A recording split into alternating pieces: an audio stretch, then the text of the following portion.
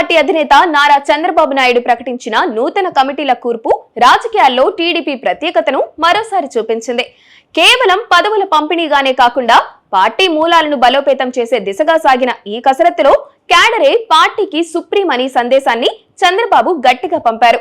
ముఖ్యంగా ఒక మండల స్థాయి నాయకురాలిని క్లస్టర్ ఇన్ఛార్జ్ గా నేరుగా పార్టీ అత్యున్నత నిర్ణయాధికార విభాగమైన పోలిట్ బ్యూరోలోకి తీసుకోవడం రాజకీయ వర్గాలను ఆశ్చర్యపరిచింది.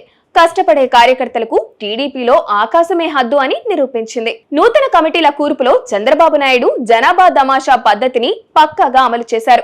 185 మందితో కూడిన రాష్ట్ర కమిటీలో ఏకంగా 122 మందిని బడుగు బలహీన వర్గాలు బీసీ, ఎస్సీ, ఎస్టీ, మైనారిటీ నుంచి ఎంపిక చేశారు. బీసీలకు 40%, ఎస్సీలకు 25% చొప్పున ప్రాధాన్యత కల్పించడం ద్వారా తెలుగుదేశం పార్టీ తన పుట్టుక నాటి సామాజిక సిద్ధాంతాన్ని కట్టుబడి ఉందని మరోసారి స్పష్టం చేశారు. నామినేటెడ్ పదవులు దక్కని విధేయులకు ఈ కమిటీల్లో స్థానం కల్పించడం ద్వారా అసంతృప్తులకు కూడా తావు లేకుండా సమతుల్యత పాటించారు.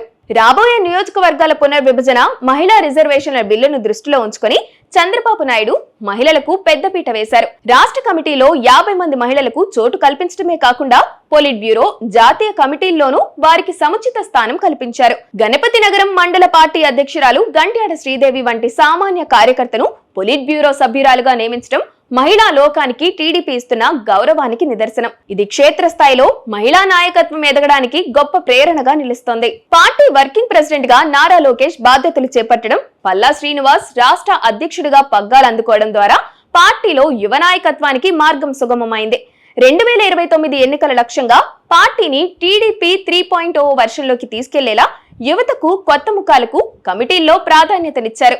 సీనియర్ల అనుభవాన్ని, యువత దూకుడును మేళవించి రూపొందించిన ఈ కమిటీలు పార్టీ పునాదులను మరింత పటిష్టం చేస్తాయని రాజకీయ విశ్లేషకులు భావిస్తున్నారు. మొత్తానికి చంద్రబాబు తన మార్క్ రాజకీయం ద్వారా పార్టీ కార్యకర్తల్లో కొత్త ఉత్సాహాన్ని నింపుతున్నారన్నమాట.